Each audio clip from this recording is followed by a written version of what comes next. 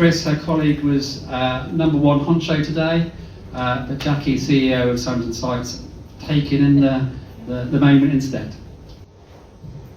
Good afternoon, everybody. Can you hear me? There we are. This is a presentation on our project, which is in partnership with the hospital, where we have developed a project on where we have trained nurses to become sight loss nurse advisors based in the ophthalmology unit. It is a project between Southampton Sight, OpenSight, the University Hospital, obviously, and the eye unit, and the two local authorities.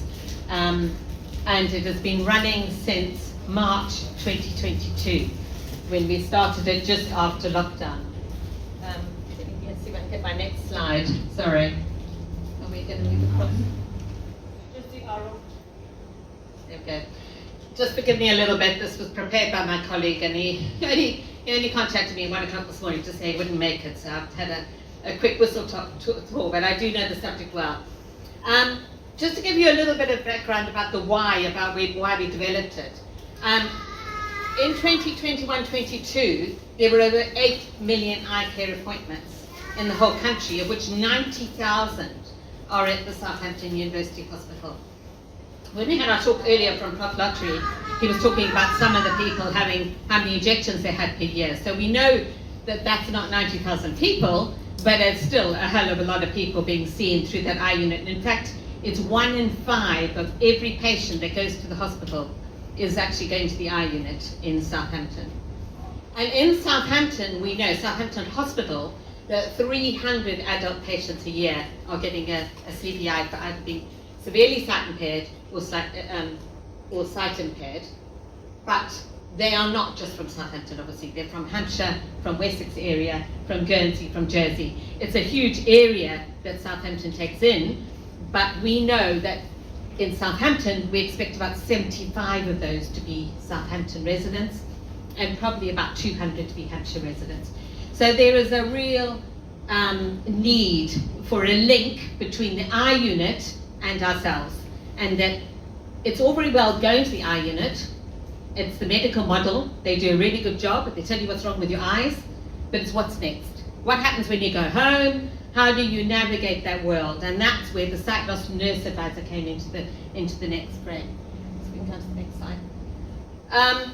So we wanted to put the patient at the heart of the program. This is actually a really big initiative about the NHS, that the patient should be in control of their own destiny. And so we developed the sight loss nurse advisor training, which was the main 3 objectives are that there's the knowledge, where we're providing information, advice on available services and support at the point of contact. So that means that if anybody is given a CVI in the hospital, they have direct access to somebody who can say to them, where do you go next? Empowerment, we want to place the patient at the centre of their care. We have a saying at Southampton Sight, which I actually got from Brain Trust, actually, where it says, as a patient, you're dependent. As a person, you're independent. So what we're trying to do is move everybody to be independent, to be in control of the next steps in your lives. And integration, we wanted to broaden the role of the hospital staff in partnership with the local authorities and the local charities, so that we can actually serve the patient all the way through. So I don't know if any of you remember Connections from years ago, a young people's program, and it was always this problem with young people that everywhere they went, they have to repeat their story. They have to tell their story all over again. This is based a little bit on that as a patient, you must be sick to death of telling your story. You just want that pathway of support, and that was what we were trying to do. So that's why we developed that. So how do we do it with the sight loss nurse advisors? Sight nurses are identified within the eye unit, and they attend a course at Southampton Sight. It's 4 Fridays, and they come along and we work on things like the importance of early intervention. We talk a lot to them about if they had dealt with early intervention, or people have had an opportunity to prepare for that bad day, then when they're going to be told this is it, there's no going back, that they're already thinking about using an iPhone adaptations in their house. They're not just getting that huge surprise. Practical assistance, we do a lot on sighted guiding training and everything that's available. You know, what there is available for people to use in their homes. How best to approach discussion of life with visual impairment. It can be a positive thing, and it can be more positive than negative if it's dealt with properly. And it's about how we can encourage these sight loss nurse advisors to do that. National and local support services. One thing that patients say to us every single time we see them is we didn't know where to go. So this is an opportunity for the sight loss nurse advisors to say, there is help out there, this is where you can go to get that support. If we also do an overview of what benefits are available, why it is important sometimes for people, especially if you're working, to have a CVI, the sort of things that you need to get certain things like your tax relief and things like that. And we also do an overview of assistive technology. Let's face it, technology is changing the world. It's fabulous if you know what's available. And how they can maintain independent living. I mean, the most important thing of all is how to keep your independence. We had that talk on activity and keeping active and everything else, but it's really important that people don't feel isolated and depressed, that they really understand that independent living is possible when you're living with sight loss. So we do very much practical sessions. The sight loss nurse advisors, you'll see them on Friday afternoons trotting around the common in Southampton with their blindfolds on, being put through all sorts of scenarios. We don't quite take them through an agility test, but you know, we would love to do that actually, because it would really show them, with especially things like e-scooters and bumps in the way and things like that. We also have an emphasis on consideration, communication, empathy, active listening, consistency. We do a lot of blindfolded hands-on exercises, and I have to say, Gina's at the back there, but Gina's one of our sight loss nurse advisors, but we do baking, so we do scones, cheese scones, and there's nothing like that practical session with a blindfold on or with semi-specs for people to walk in somebody else's shoes, just to feel what it's like and why it is so important that we have this early intervention. And that just showcases the difficulties of our everyday tasks, and it also underlines the benefits of just the minor adjustments that can be taken. And of course, assistive technology, that is a never ending. I mean, you just think you're up together with it and a new thing comes along. You know, it's like a train, isn't it? They just keep coming. And smartphones, you know, the phone, it is just so important that we get people using their phones and what it can do for you. I mean, it is fabulous really these days. So, you know, it's that sort of thing. So we spend a lot of time on practical sessions with them. And as see, there's our lovely photos. There's Gina there, cooking scones. And I have to say, this is probably one of their favourite bits of their training, because they get to take something home and they eat it. But it is also just so important for feeling that. Next slide. So this is some of our crop of sight loss nurse advisors. And the reason why we put this up is we've got 2 nurses, Gina and Charlene, and then we've got 2 optometrists, one from the stroke team in the neurology department and one from pediatrics. So our sight loss nurse advisors are based not just in ophthalmology now, they're actually based in pediatrics and the stroke unit, and it would be our dream to have that developed across the whole hospital. We're all very good at talking about outpatients, but you know, sight loss sits in our whole population, and so all the inpatients need some support as well. So that would be our dream, that this whole program is going to develop in time, but it takes time, and it's, you know, but we've gone a long way. Just the impact on this, we've actually trained 11 sight loss nurse advisors to date, and we've also trained a volunteer from Guernsey, because Guernsey was very interested in this project, and we trained Southampton Sight staff as sight loss advisors under this program. The figures have gone up from there, and I think, Gina, you said there were over 900 on your spreadsheet now. So we've seen over 900 patients since March 2022. And we did about a year ago, these results are a little bit out of date because we're actually doing some more questionnaires at the moment. But when we last did this, 71% of staff felt patient support was now good or excellent up from 37% prior to the service. 64% of the staff are now confident of assessing if a patient meets the CDI criteria. You'd be surprised about how that's still a stumbling block for some of the people about whether you should have a certificate of visual impairment. And 88% of the patients were satisfied or very satisfied with the support that they had.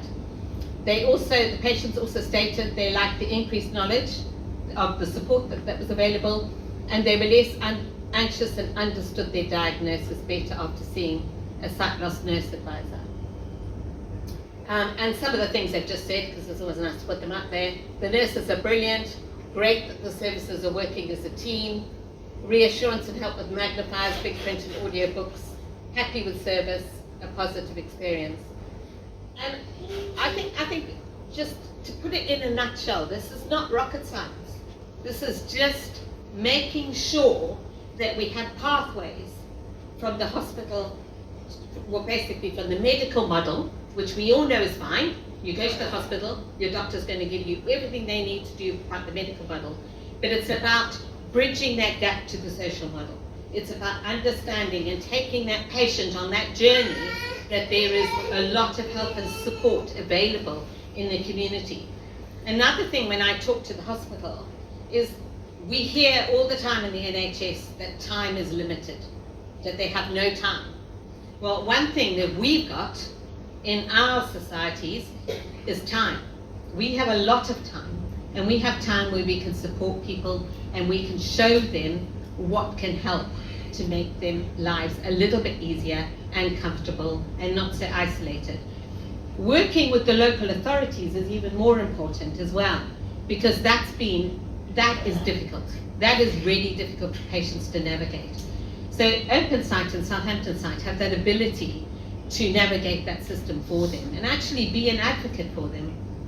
And sometimes, for example, we've got a patient at the moment who's struggling to get some long cane training. Because she hasn't got a CVI, even though the guidance is very clear that somebody should be able to ask for support before they get a CVI, because of the pressures on the local authorities, they're not that keen to start that process until somebody has got a CVI. It's the circle that you get in. What we have the ability to do is now, because we have these links with the hospital, to say, can you review that patient? Because this patient obviously feels that they need long cane training. You actually feel that they don't need it because they haven't got a CVI. How do we bridge that gap? So we ask for a review, and the review will happen, and hopefully, and it has happened previously with other patients, that they will go for a second appointment, a second opinion, and they will get a CVI, because who knows best where their sight journey is but the patient. So it's about giving that patient a voice in a very simple way that really, I think it's just about opening that pathway. So it's not rocket science, but it is something the hospital's committed to. As I say, we've got 11 sight loss nurse advisors trained at the moment. We've got 3 more going through in November. That's 14 sight loss nurse advisors. That means that whenever there is a clinic, there should be a sight loss nurse advisor available for any consultant to call upon to actually take on that bit of work to support the patient for the next part of their journey. So that's it, simple in a nutshell. Very good news about it is that we're up for 2 awards next week at Visionary for both the projects, I think, connect and collaborate and develop and share. So OpenSight's up for 1 and we're up for the other. So, you know, we don't need the awards to tell us this is good work, because we know it is good work, but it's always nice, isn't it? You know. And on Monday evening, as we are part of a patient safety project at the hospital, this does feed into patient safety, and they won a national award for their project for the whole country. So people are noticing that this is actually something that works, and the hospital is committed to it, and it will be something that hopefully will be there for years to come. Gino is also at the back there if anybody wants to ask any questions. Gino is one of our sight loss nurse advisors at the hospital. But if anybody wants to ask any questions, please do. And I will answer them, hopefully. No. Sorry, do you want to ask?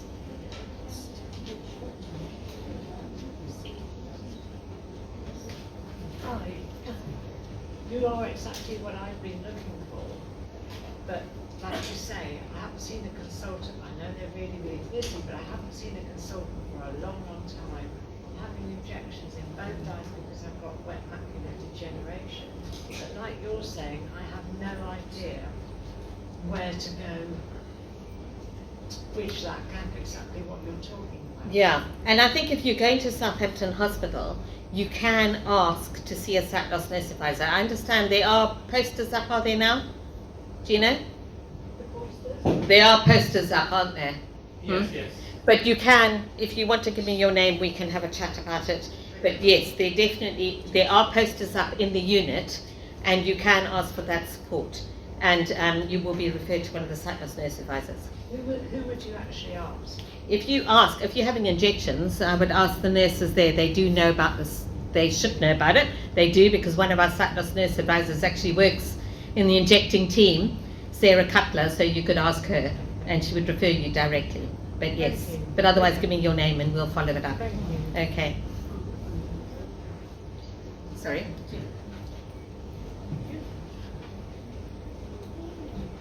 Can you ask a question? Sorry, just got one in one. Yeah, sorry. So this is only available in Southampton at the moment? Southampton Hospital, yes. Yeah, is there any scope for rolling this out to other hospitals? If another hospital was interested in doing it, it does mean though that there are quite a few components that need to be part of it. So at part of our steering group, we have some consultants on the steering group. We have all the local authorities and the charities in the area, and we also have the matron, the head of education. So we've actually got quite a group in there, but if anybody wanted to talk about it, we'd be happy to talk about it and support anybody to set up a service. Quite happy to do that. There are other areas in the country that use ECLOs, RNIB ECLOs, which is similar. We didn't have any support in Southampton, which is why we put something in place. But we would be happy to talk to anybody. As I say, it's just opening those pathways up and making that relationship work between all of us. Thank you. Okay. Let's go here. Okay. Oh, okay, thank you. Very posh. I'm under Southampton, but I'm not got another sight appointment till next year, because I think my sight's going so fast I can't do anything. But I do feel as though I'm lost now between sighted and non-sighted, and I'm getting really very stressed about who to go to. Come to one of us, OpenSight or Southampton Sight. We have our own sight loss advisors that actually do exactly the same job as the nurses do. So we would be able to support and help you. So have you got contact details? Yes, I can downstairs, I can give you a card or I can give you my number and Okay. certainly come and see us. Yes, okay, we'd love to help you. All right. No, I was going to ask you about Portsmouth. We haven't got anything like that in Portsmouth. In Portsmouth, you've got an ECLO. You've got an eye-clinic liaison office. Have we? Yes, and the RNIB runs that in your hospital. There's only one person, isn't there? Yes, but she is available, I presume, to help. But you've also got OpenSight who you could give a call. The point about this project is it's based in the hospital for people that are diagnosed. If you're already in the community and you need support, OpenSight or ourselves could help you. If you're in Portsmouth, OpenSight would be a really good call for you, and they have sight loss advisors that can support you in the community. Okay, the project that we're doing was to broker that when people are still in the medical era, to make sure that those patients were aware that there was support in the community. That was where the breakdown was. I think once you're already in the community, you can contact your local societies. And there's OpenSight, there's Southampton Sight, there's also the RNIB that are very good. Macular, if you've got macular, are excellent. Blind veterans, I see. There's plenty of groups that can support you in the community. But if you don't know where to go, as you've just said, that's the frustration. And once you get to us, we're actually not bad. We're quite good at our jobs. But you need to find out where we are and who we are, and then hopefully we can support you. Yeah. Okay, we can't promise miracles though, just to get. No. Unfortunately, we'd love to. Okay, anybody else? Could you just tell me what the C stands for in CEI? Certificate of Visual Impairment. Certificate, thank you. Okay, that's what you would get when you get to a certain point of not being able to see. Okay? All right. I'd just like to say that I've been under Southampton for quite a long time and haven't received the support, and I had to ask if I could have a VSI. Oh, they said, oh, I suppose you could. And then they got me that. And then I got a blue badge, but it was not the support that I wanted from Southampton. Because we cannot ask about what we don't know. Absolutely, and that's why we would hope that if you went back there, or if you were getting a CVI now, that they would tell you about Southampton Sight, OpenSight, RNIB, or whatever. As I say, the service started quite slowly, but it's building up. And we're seeing at the moment, I think about 28 to 30 patients a month in Southampton Hospital being referred out, which a couple of years ago was 0. So we've actually got something. So we think we haven't done, because we haven't matched the data of who's got a certificate of visual impairment to actually who's been seen. But if 300 people are getting a CVI per year, and we're seeing 360, we would hope that those were matching. Sometimes I think there is a disconnect in people who are having continuous injections, already got their CVI and things like that, that they might not be told about the service. But that's something we're working on, and it's a development.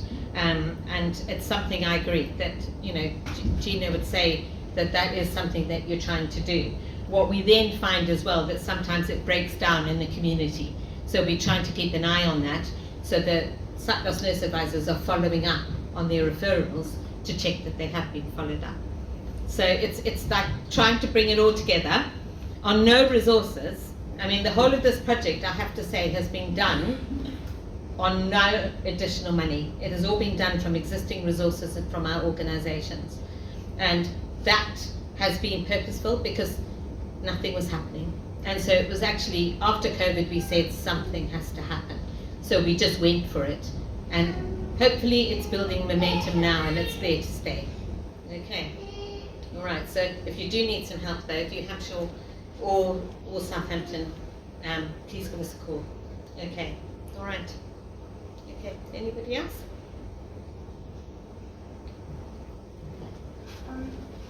I've had lots of problems.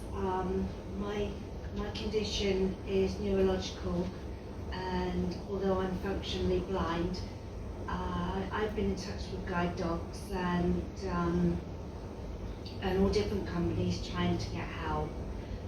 I'm finally starting to get help because I've been in touch with social services, so things have sort of changed. But I've applied for a visual impairment certificate twice and been rejected because when I can see perfectly, which isn't very often at all.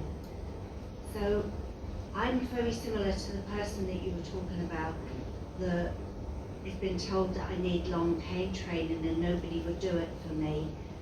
But I just hope things, and maybe I think a referral was going to go off to your team, and I think perhaps it might be your team that's changed things for me. I hope we have, but I think what I would say to you as well is you're in that difficult area of neurological. Neurological areas are, even with children who have neurological issues and sight loss, it isn't that easy. It's not as clear cut as it is if you've got a medical issue with your eyes. But yes, I know who you are, and yes, it has been referred to my desk, so I will talk to you. Okay, all right. Anybody else? Yes?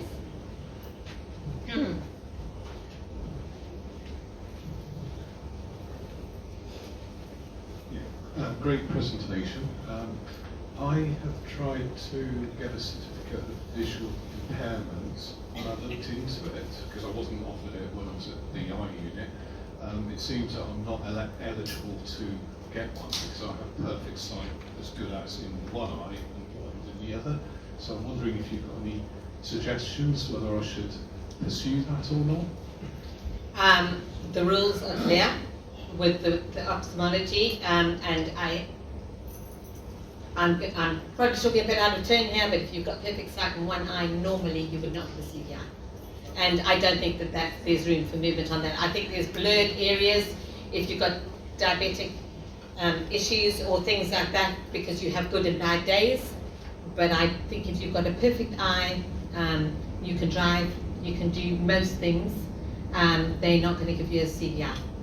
Okay, that's fair enough. All right. I hope I'm not talking out of turn, but that was the last time I looked that up for somebody else. So, and somebody's nodding here, so I'm sure. Okay. All right. Okay. Anybody else? Well, I hope you found that interesting, and if you need any support from us or OpenSight, downstairs we've both got a table. Please make an appointment or take one of our cards and give us a call. And as I say, once you're in the community, we can help you because you know about us. The whole point about the Sight Loss Nurse Advisor Program was to try and ensure that the nurses, the doctors, the medical staff, the admin staff at the hospital knew that there was somebody outside that could take the pressure off. And so that's all we're doing. Sorry, there's somebody up here who wants to. I just wanted to say that, following on from the gentleman, I have about 30% visibility in my right eye, nothing in the left. And I'm having difficulty getting an impairment certificate.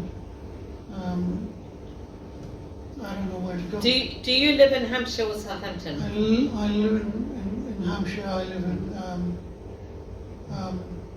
Leamington. Yeah. I've been attending Bournemouth for the last 3-4 years. Unfortunately, if you live in Hampshire, as opposed to Southampton, Jackie's here from Southampton, but Southampton will see you without a certificate of visual impairment. Hampshire won't. And even though the guidance from the RNIB is that we should have an early intervention, that is part of their rules at the moment. I'm sure Chris is hot on their tail trying to object to that, but that is actually the rules. So that's where the problem you have is about being in Hampshire. The only thing you can do is you can ask for a second opinion at the hospital for a CVI, or I would speak to OpenSight and ask them to advocate on your behalf. That's what I would. OpenSight, which is the Hampshire organisation. Okay. Yeah, because they might be able to advocate on your behalf, which is what we would try and do at Southampton. We would ask for a second opinion. If somebody has got such low sight as you're saying you have, I certainly would look at that. But that's, is that what you would do, Chris? Yeah, of course. If you see us at the table downstairs, have a chat with the team, and we'll look at how we can advocate. Yeah. I saw John. Yeah. In Leamington Okay. a few weeks ago. I'll check in with John for you, and we'll see where we can take it. Okay. Okay. All right. Thanks. Anybody else? Okay. Well, thanks for everybody for listening. I think you've got a really interesting one now.